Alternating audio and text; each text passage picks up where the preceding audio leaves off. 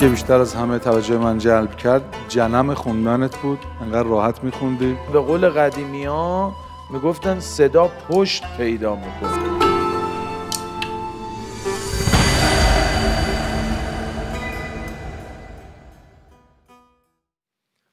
اعوذ بالله من الشیطان الرجیم.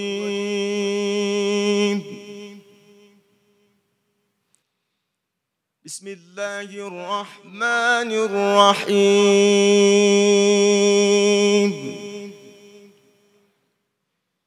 ام حسبت ان اصحاب الكهف والرقیم كانوا من آیاتنا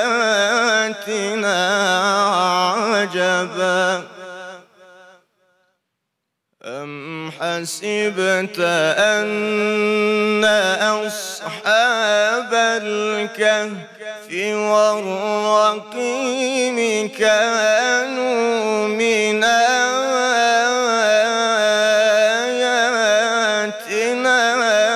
عجبا.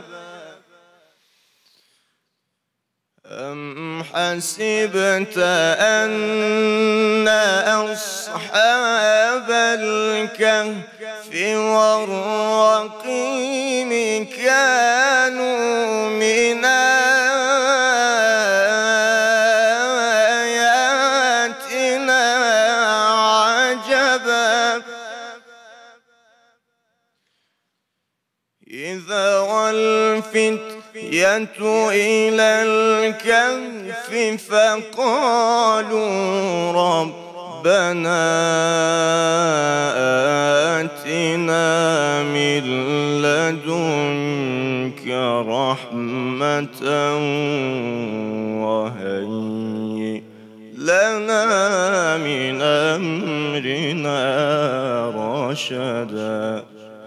صدق الله العلي العظيم.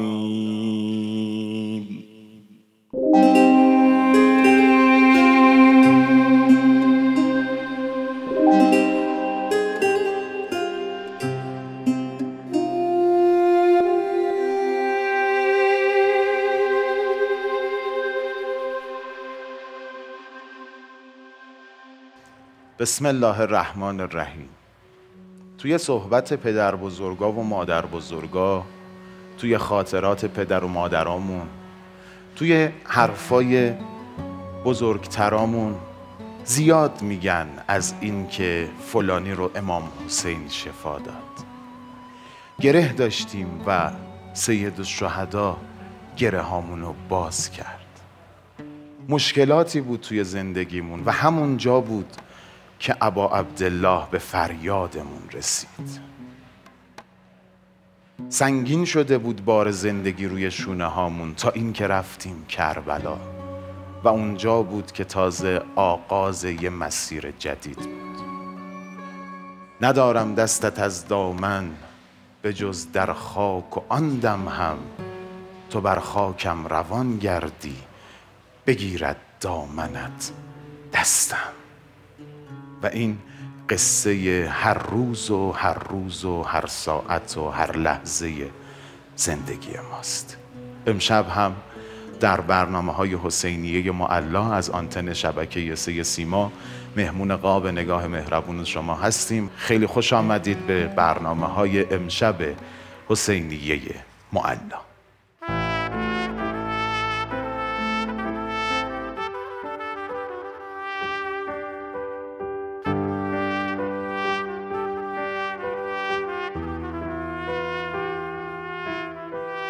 من محمد حسین طیبی هستم، 16 ساله، از شهر مقدس قم. مداح بودن پدرم بود که من رشته و حرفه مداحی رو در پیش گرفتم و از سن 7-8 سالگی شروع کردم تا الان که در خدمت شما هستم. اللهم صل علی محمد و آل محمد و عجل فرج. بسم الله الرحمن الرحیم.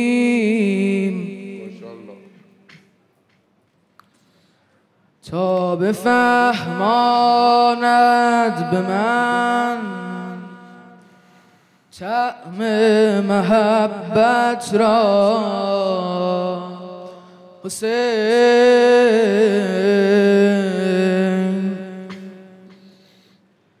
تا بفهماند به من طعم محبت را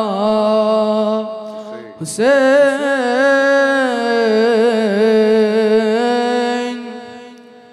در دلم انداخته شوق زیارت را حسین،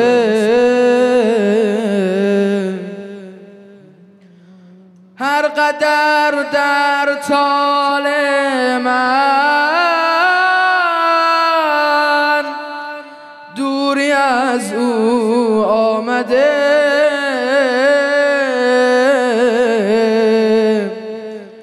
از قضا تغییر خواهد داد قسمت را حسین،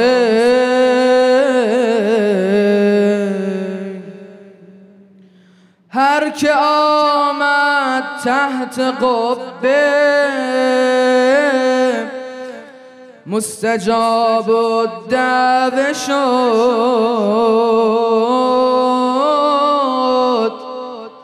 زیر دین خیش برده استجابت را حسین، صلی الله علیک، یه سلام که میدم رو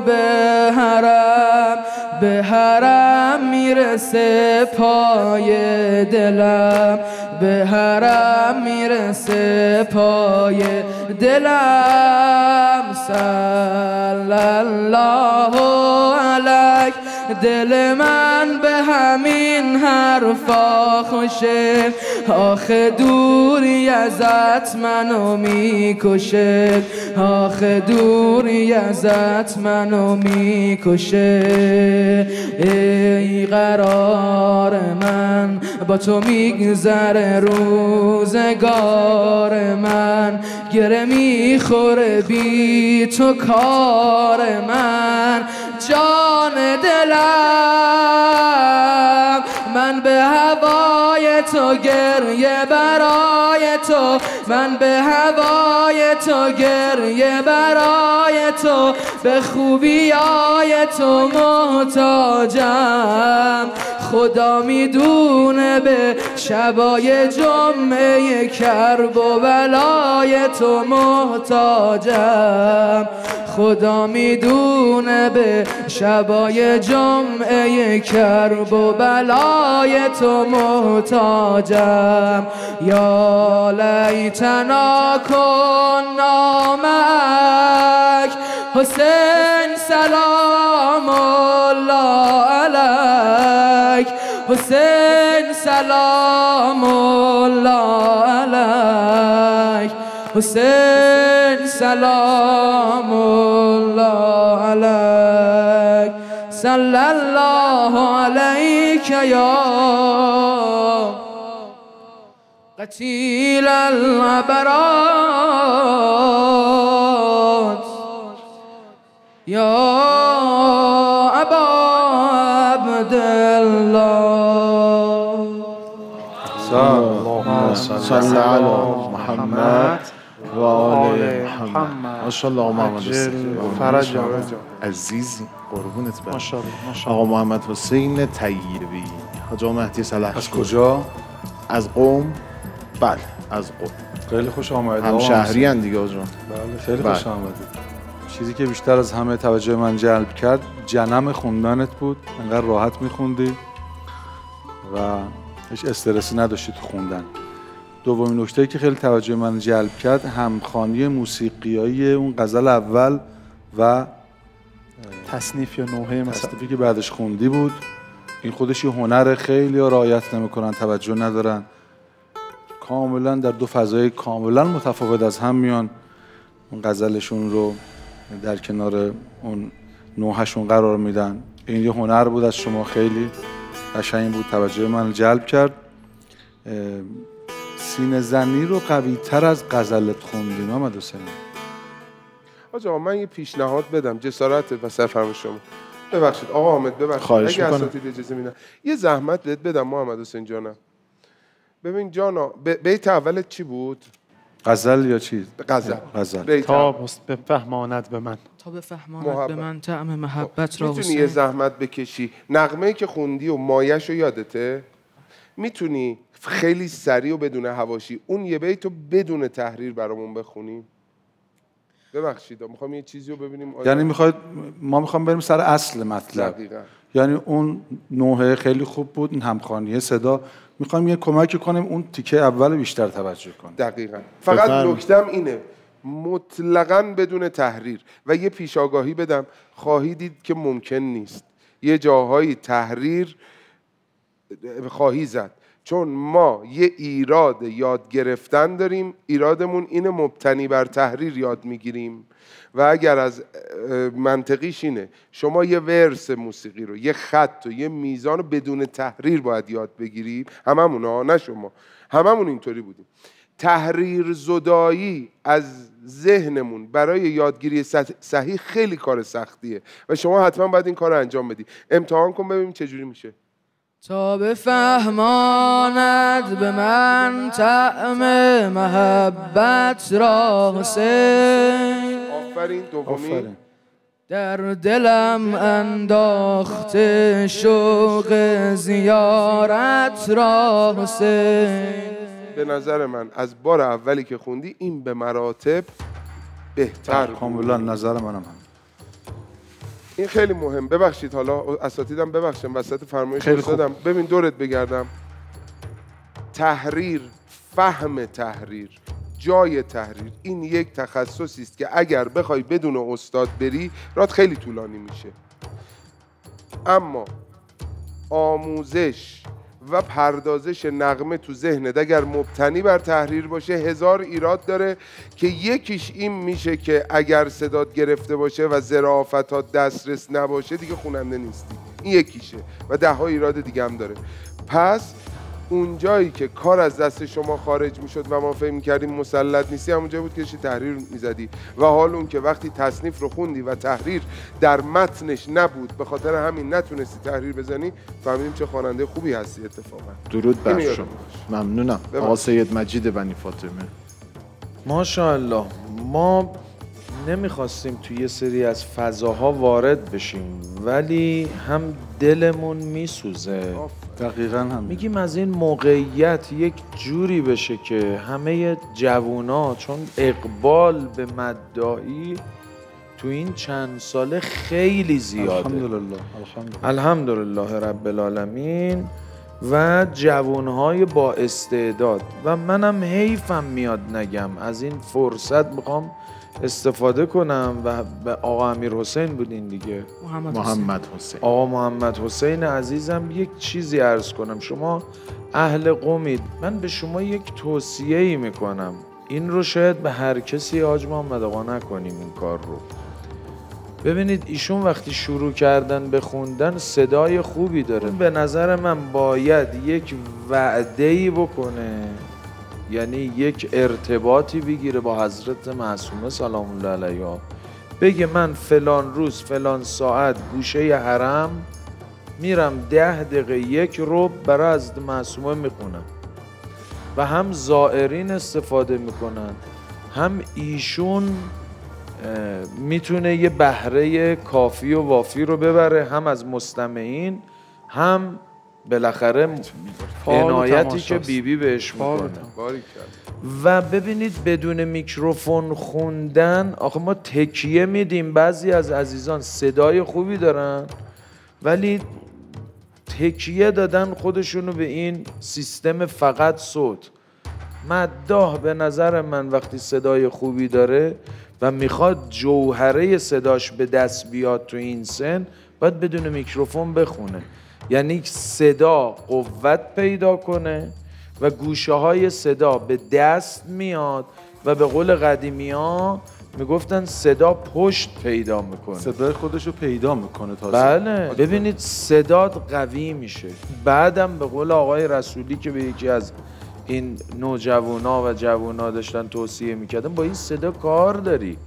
شما الان چند سالتونه؟ 16 سال. 16 سالته، خیلی کار داری. ولی من در سن 16-17 سالگی حاج آقا مهدی حرم امام رضا اگر بگم 1 ساعت میخوندم دروغ نگفتم. بدون میکروفون. این صدا سازیه. این کار رو حتما بکن و برای شما که میخواید مداحی رو ادامه بدین این غزل خواندن خیلی مهمه. این برای وقت برای سینه زنی خوندن بسیاره. خیر ببینید. بعد در ضمن این شالی هم که انداختی رو دوشت خیلی خوشگله، خیلی خوبه. من که خیلی میپسندم. ماشاءالله. مرحبا، دم شما گرم حاج آقا مهدی رسول. چشم. فرمودنی ها رو فرمودن.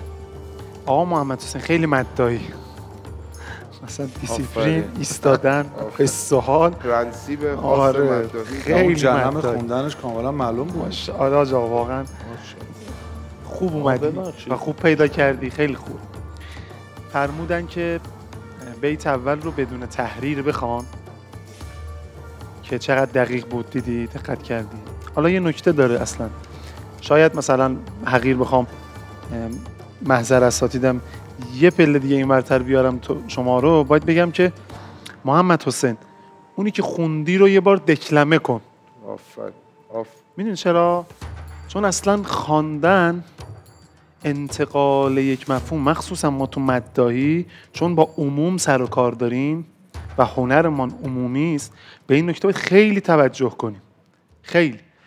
من میخوام یه بیت مثلا دامن کشان رفتی، همین باید بتونی بگی، صادقانه باید تو بیان بیاری. بعد اون ملودی که مثلا استاد صمیمی آوردن اونجا که حتی دامن کشانش، اون وقت تحریرها رو بعدن روش میذاری. آجا یه مثال دیگه بزنم چون به من حقیر رو قابل دونستید. نه ببینید اینجا رو چون دارم شاید مثال استادم میگه نمیشه باورم. آفرین. گفتو ببین که وقت رفتنه، انگار داره به خودش میگه تموم این سفر بارش روشونه منه. آخریش اعتراض هم داره، روشونه منه. کجا میخوای بری؟ چرا منو نمیبری؟ داداش این دم آخری. اینجاش باز فرق میکنه، یک کشفی توشه. چقدر شبیه مادری. جمله طلایی که از فرمایش اساتیدم مخصوصا استاد رسولی استفاده میکنم برای خواندن، مخصوصا نوع آهنگ خوب آهنگ قشنگ نیست. آهنگ خوب آهنگ مناسبه. روی این باید فکر کنیم. آهنگ خوب آهنگ قشنگ نیست. آهنگ خوب آهنگی که مناسبه، یعنی درود بر شما. زنده باد. دستتون برم. خیلی خوب. ممنون از شما، قربونت برم. جهان پایان خوبی با حسین ابن علی دارد، تو تنها گریه کن در روز باقی را به او بسپار. یا حسین، یا حسین، یا حسین، یا حسین.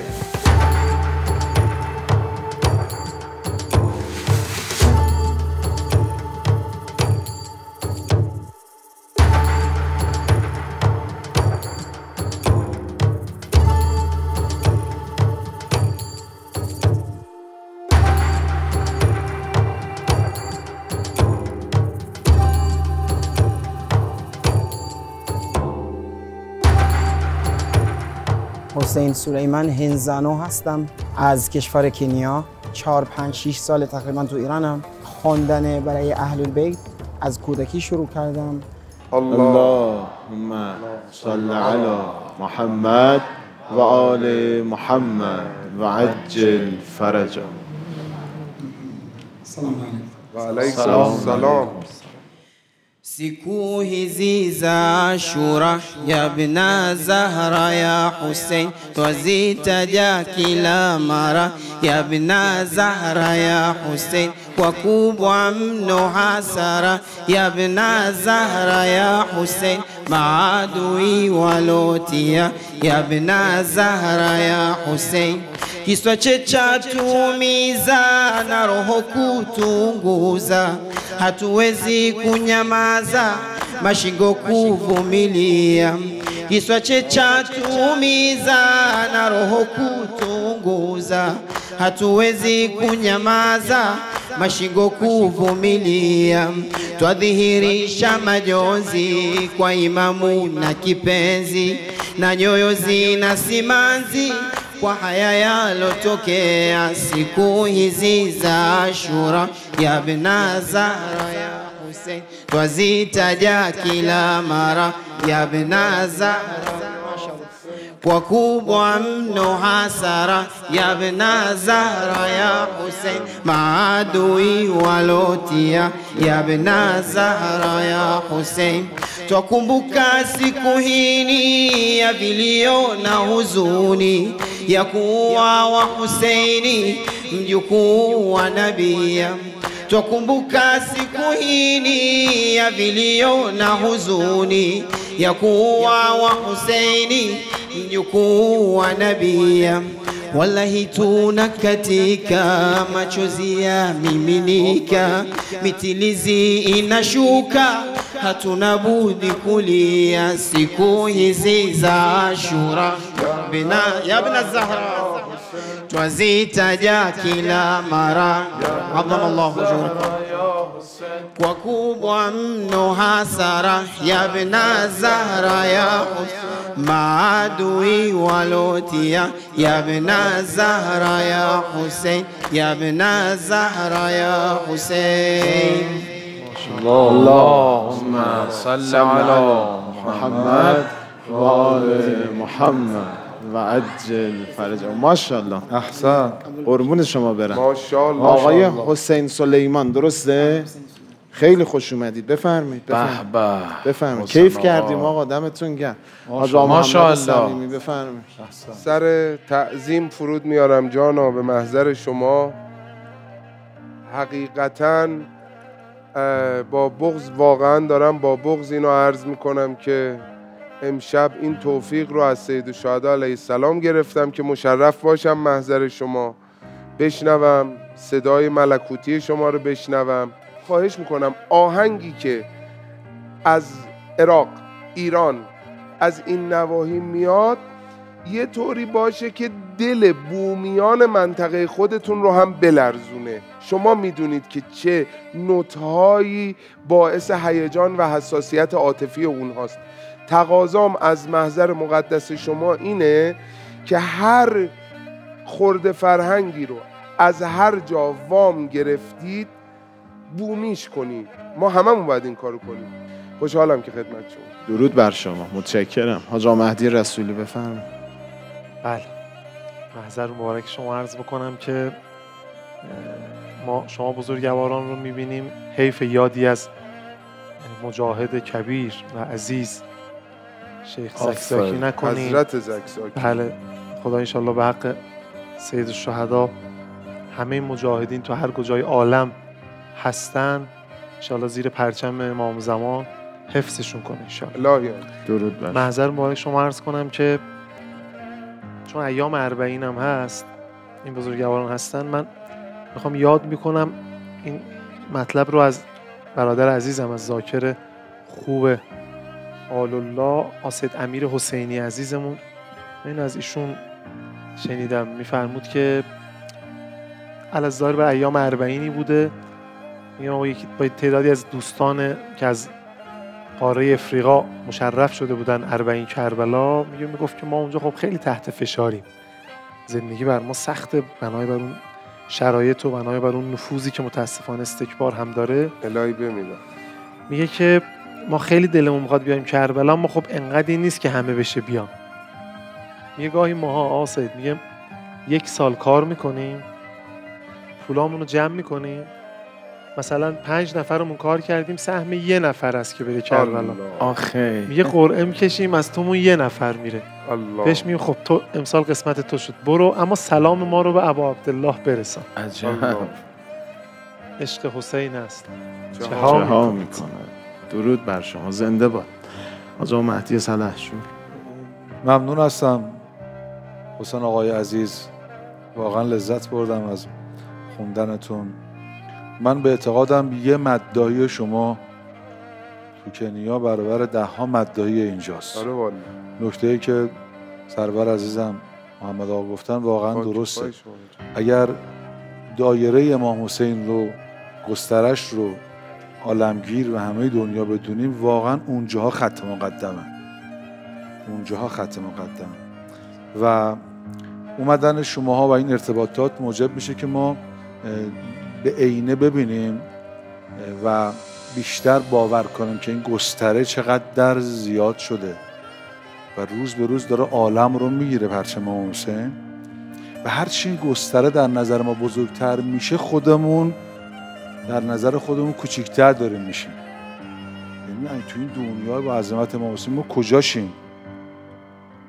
یعنی هرچی این گستره رو شما بیشتر میبینی، خودت در نظر خودت کوچیکتر میشی. ممنونتون هستم از این حضور گرم و صمیمیتون. درود بر شما، ممنون. آقا سید ماشاءالله حسین جان، خیلی خوب خوندی، خیلی کیف کردیم، انقدر با حرارت، با عشق. بعد اینم غافل نشیم، درست شما بالاخره سبک ایرانی خوندن، ولی بازم الان خیلی ها هستن نمیتونن سرزرب بخونن. انقدر قشنگ نوکری کردن، مسلط. بعد آقا چه صدای خوبی دارن. انشالله تو مسیر 40 ببینیمتون انشالله. متشکرم. شما صحبتی دارین؟ ما میشنویم. بله بفرمایید. تشکر میکنم از حرفای شما، از اینکه خیلی هم تنها این چیزی که تونستم شما رو ببینم کافیه.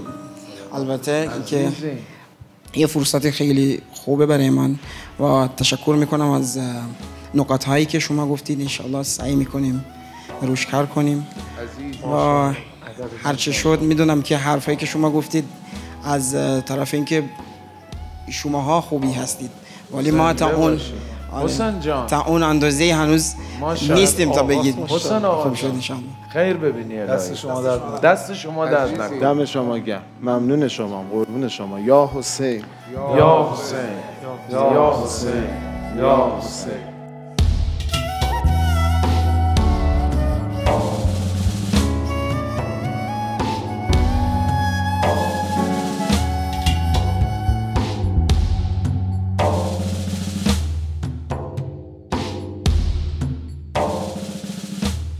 خیلی ممنونم که برنامه معلا رو تماشا میکنید. من یه نکته مهم بگم و بعد بریم سراغ ادامه برنامه.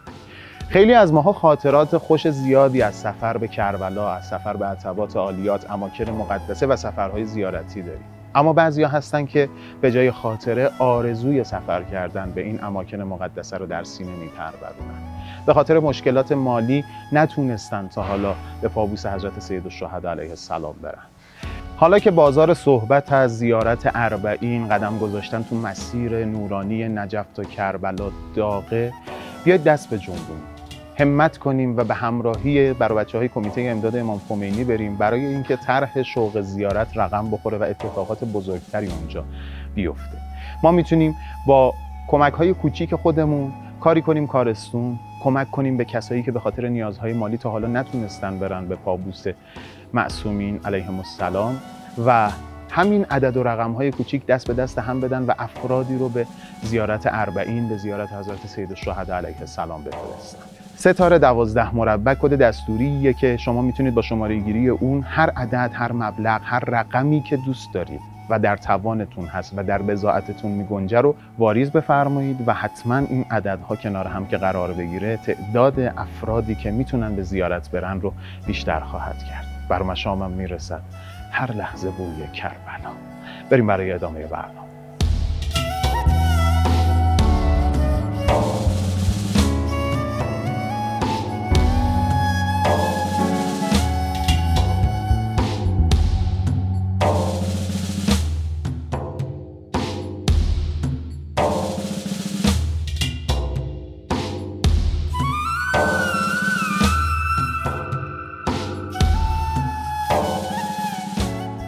مهدی فیضی هستم. حدود 44-5 سالمه. تزیه رو از دوران کودکی شروع کردم. قطعه ای رو از نقش آقا قمر منیر بنی هاشم ابوالفضل العباس علیه السلام رو دارم که در دستگاه ماهور و چهارگاه انشالله تقدیم خواهم کرد. اللهم صل علی محمد و آل محمد.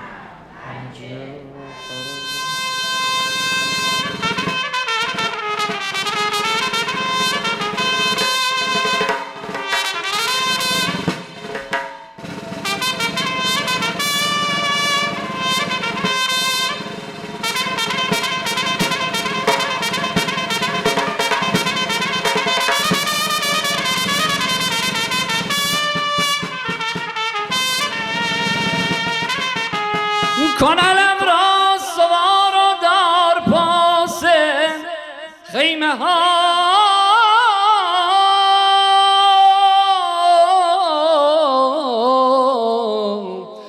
تا بود در خواب ناز فتنه و آشوب و شورش گویا دارد ز پی اژدها شکلی ببندم بر کمر یعنی که تیغ افعی جراره را گیرم به کف یعنی که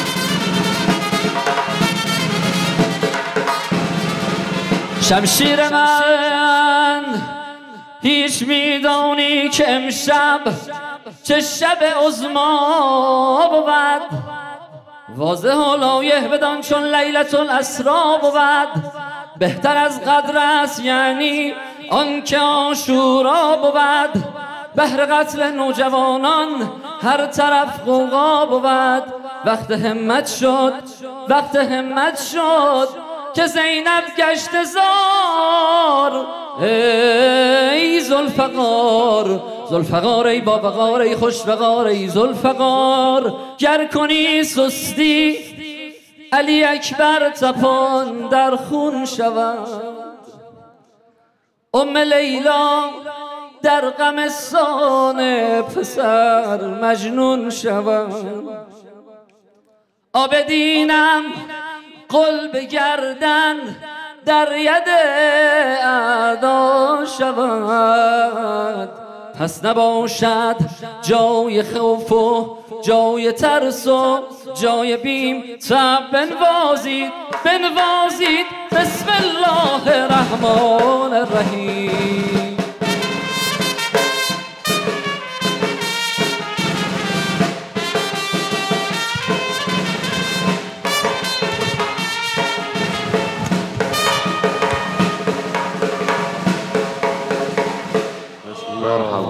درود بر محمد و آل محمد و عجل فرجهم. آقا بسم الله بفرمایید. طیب الله انفاسکم. من این چند خط رو تقدیم به حضرت عالی میکنم و همه عاشقان ابوالفضل در محضر اساتیدم رخصت. بی نظیر است این وزیر حسین، بی نظیر است بی نظیر حسین، پای عهدی که بسته میماند با تو تا آخر مسیر حسین. هر کجا هست سربلند است و در کنار تو سر به زیر حسین. رو به تو در رکوع میگوید لک لبیک یا امیر حسین. هر نفس از تو اذن میگیرد تو بگویی بمیر میمیرد. این مسیحا چقدر با ادب است، ادبش ریشه دار در نسب است. جلوه دارد به طرز رفتارش هرچه آداب خیر و مستحب است. از زمین چشم بر نمی دارد تا کنار عقیلة العرب است. همه جا همراه حسین است و دائما یک قدم از او عقب است. هم غضب دارد و هم آرامش، جمع اضداد جمع روز و شب است مکه و بیت و زمزم و عرفات. کاشف الکرب کاشف الکربات، ماه را غرق در افق کرده، آب را مرقدش غرق کرده. آب را مرقدش غرق کرده. جانم ابوالفضل، یا ابوالفضل، یا ابوالفضل، یا ابوالفضل، یا ابوالفضل.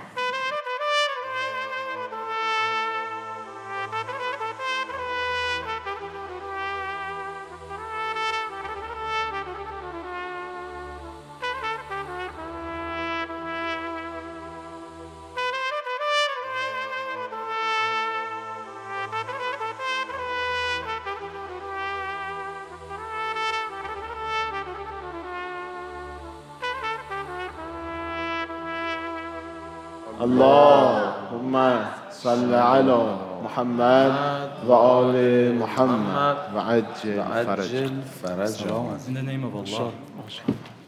Every time I fell, you took my hand. Every time I fell, you took my hand. When I lose balance, you help me stand. I let go of you, you hold on to me. I let go of you, you hold on to me. Ya Hussein, Ya Hussein, who am I that you are mine? Your love is God's great sign. Your love is God's great sign. For the one with no friends on his own, you come to his side when he's alone. I call out to you, you respond to me. Ya Hussein, stay with me. I'm sorry I took your love lightly. Ya Hussein, Ya Hussein, who am I that you are mine? Your love is God's great sign. Your love is God's great sign. Ya Mawla, Ya Ibn al-Zahra, Ya Mawla, Ya Ibn al-Zahra. ماشاءالله صلی علی محمد و آل محمد و عجل فرجهم. بفرم خدمت شما، خواهش میکنم بفرم. آقای محمد مهدی از میشیگان در آمریکا اونجا زندگی میکنن و یه مسجدی هست اونجا مال شیعیان و به اسم مسجد الزهرا، درست میگم، که مناسبت هایی مثل محرم و سفر و فاطمیه و اینها رو مراسم میگیرن، اونجا میخونن. آقا مهدی بسم الله. بله چشم. آقا محمد مهدی خیلی استفاده کردیم. دست شما درد نکنه. خدا خیر بهت بده انشالله. عرض محضر شما که آقا محمد مهدی داشت میخوند و اون تصویر پشت اربعین، من یه خاطره اربعینی افتادم. آقا مهدی، آقا سید، یک بار با یه مستندساز امریکایی مواجه شدیم توی اربعین. این مستندساز صدیق ارجمند آقای پناهیان به ایشون گفتن که شما اینو که اینجا فیلم برداری میکنید، این رو مثلا این مستند رو میسازید، اجازه پخش چیز میدم بهتون؟ اونجا گسترده اینو گفت نه اونجوری که مثلا بتونیم راحت پخش کنیم. ایشون گفتن که خب مثلا به عنوان یک کارناوال پخش کنید. اصلا جریان اعتقادیش، امام حسینش، اینا آقا اینم یه کارناوالیست دیگه، این همه تو دنیا کارناوال، اینم یکیش. یه جواب بسیار قابل تأملی گفت، برای خود من خیلی گفت اتفاقا به واسطه اون قسمت کارناوالش و این قسمتش نمیذارم پخش کنیم. گفتیم چرا؟ گفت نه به خاطر بحث اعتقادیش. گفت اینها کل تمدنشون رو اینه که انسان تو باید لذت ببری، اصل کاری تویی. میگه بعد من برم نشون بدم اینجا مردم با هم مسابقه ایثار میدن. اونجا مسابقه به اینه که یعنی فرهنگ عامی که تمدن غرب به ما داده اینه که من ببرم، من بیشتر، هر چقدر من هر کی قدرتمندتر زندگی بهتر. میگه اصلا همچین چیزی نیست. بیا ببین 40 نگاه کن. طرف داره میگه که آقا من هر چقدر برای امام حسین بیشتر خرج کنم، ایثار کنم. برای خود من خیلی جالب بود. گفت وقتی ما بخوایم اینو نشون بدیم در مقابل اینکه اونجا اصالت بر لذت و اینجا نه، اصالت ها بر ایثاره. انسان میتونه با ایثار کردن هم لذت های آنچنانی ببره. و انگار یه دینامیت گذاشتی زیر تمدن غرب رفته رو هوا. خیلی برای من قابل تأمل بود. خیلی. دست شما درد نکنه. ممنونم. دم شما گرم. آقا سید بزرگوار. زنده باشید. طیب الله ماشاءالله. الهی خیر ببینی چقدر شیرینه آدم در زبانها و گویشهای مختلف اسم امام حسین علیه السلام رو میشنوه و چقدر لذت بخشه. واقعا این عزیز برادرمون که فیض میدادن رفقای دیگه با یعنی در گویشهای مختلف آدم فقط یاد 40 امام حسین اون مسیر میفته. این عزیزان رو فقط اونجا میشه دید. و ممنونم از این حال و هوای خوب و شیرین. ایشالله تو مسیر نجف کربلا زیارتتون کنیم، ببینیمتون همیشه هر ساله انشالله. حاجی سلحشور بفرمایید. دست شما درد نکنم آقا محمد مهدی عزیز. واقعا مطلبی که الان گفتن اساتید و سروران عزیزم خیلی بجاست. هیچ مقوله‌ای و هیچ واژه‌ای، هیچ ماهیتی جز امام حسین شاید ماها رو در کنار همدیگه نمیتونست جمع کنه. هیچ چیزی در این عالم. حالا بحث بعد مسافت نیست. ما با عراق 8 سال در جنگ بودیم، اما شما نگاه کنید تو 40 چطور دوشا هم کنار هم دیگه. امام حسین چه میکنه؟ تصور آدم نمیتونه بکنه اصلا. اون ور دنیا این ور دنیا یه زبان واحد و خدا رو شاکریم به خاطر نعمتی که اون ارزانی داشته. دست شما هم درد نکنه. خدا رو شکر. دم شما گرم. آقای محمد مهدی دم شما گرم. مخلصیم. قربونت برم. نماند بیرق پوسیده یزید اما کتیبه های حسینیه ماندگار شدند. یا حسین، یا حسین، یا حسین، یا حسین.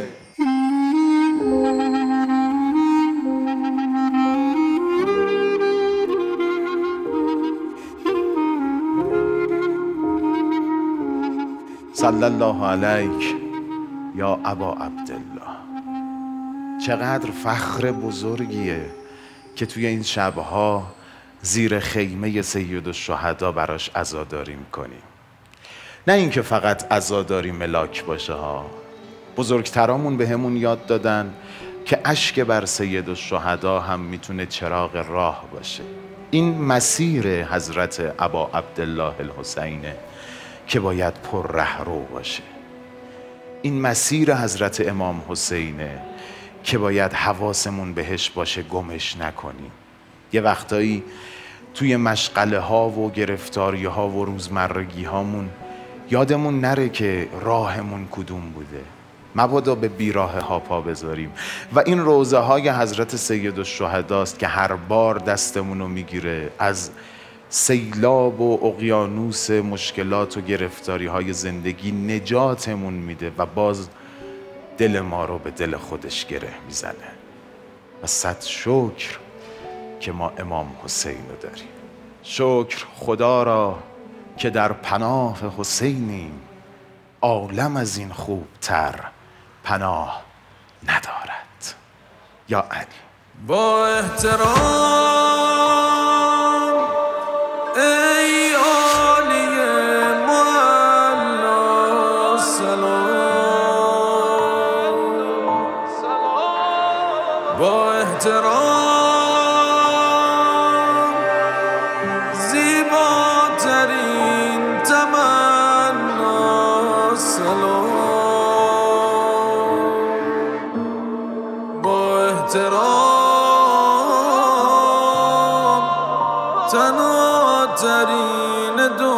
یا سلام چشمای ما